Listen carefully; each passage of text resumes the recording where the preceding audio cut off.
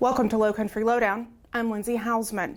Investigators are encouraging the public to report any suspicious activity as of late in the area of Ramsey and Ramblin roads in Burton. On Saturday afternoon, just after 4, a severely burned vehicle was discovered on Ramsey Road. Inside, human remains were found. At this time, efforts are underway to identify the remains through forensic examinations. If you have any information, please reach out to Sergeant Snyder at 843-255-3421 or Crime Stoppers of the Lowcountry at 843-554-1111 if wishing to remain anonymous. On Tuesday, shortly before noon, deputies responded to Sandy Lane on Landy's Island for the report of a shooting. While a victim wasn't located at the scene, Beaufort Memorial reported a person seeking treatment for a gunshot wound. The victim, a 32-year-old male from Hardyville. He was treated and released.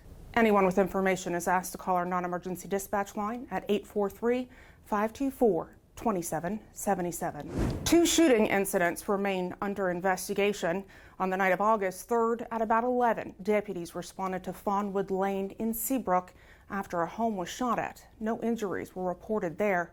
Then on the 4th, shortly before 3 in the morning, deputies were called to Johnson Road for shots fired. Several homes were damaged by gunfire. No injuries were reported. Anyone with information is asked to call our non-emergency dispatch line at 843-524-2777. 43-year-old Alicia Reyes Arvizu of Hilton Head Island is in custody on several charges, including voyeurism. His roommates reported finding a small camera mounted in their bathroom. Then on Friday, deputies spoke with one of the victims and learned Arvizu planned to leave the country to avoid going to jail. Arvizu was located leaving his place of employment with his bags packed. He admitted to deputies he was leaving for Mexico and confirmed he'd set up the camera in the apartment bathroom. 36-year-old Robert Brownfield of Beaufort is in custody, facing several illegal drug and gun charges. On Monday night, shortly before 8, deputies pulled Brownfield over while driving in the area of Paris Island Gateway and Magnolia Court Circle. Brownfield didn't have a valid driver's license, and when deputies were at the vehicle, smelled marijuana. A search of Brownfield and the vehicle resulted in the seizure of large amounts of marijuana, meth, and other illegal drugs. A firearm that had been reported stolen was also recovered. If you follow us on Facebook, you may have noticed a post this week regarding spam bots. The fake comments have mainly included t-shirt sales and fake news articles that have a clickbait title. We report and remove these fake comments as soon as possible from our posts. And should you notice them, you can report them as spam too. We ask that you never click on any of these links. The link could lead to a website that includes spam or can infect your mobile device with malware and compromise your security. On Thursday, more than 200 civilian and first responder personnel participated in a training exercise focused on an active shooter scenario. The focus of the exercise was to gauge preparedness and response, to assess operational coordination and incident mitigation, as well as casualty care and family reunification. While first responders in Beaufort County have been participating in combined active shooter training for 14 years, this year's training included a parent-student reunification scenario, as well as a patient surge scenario at the hospital.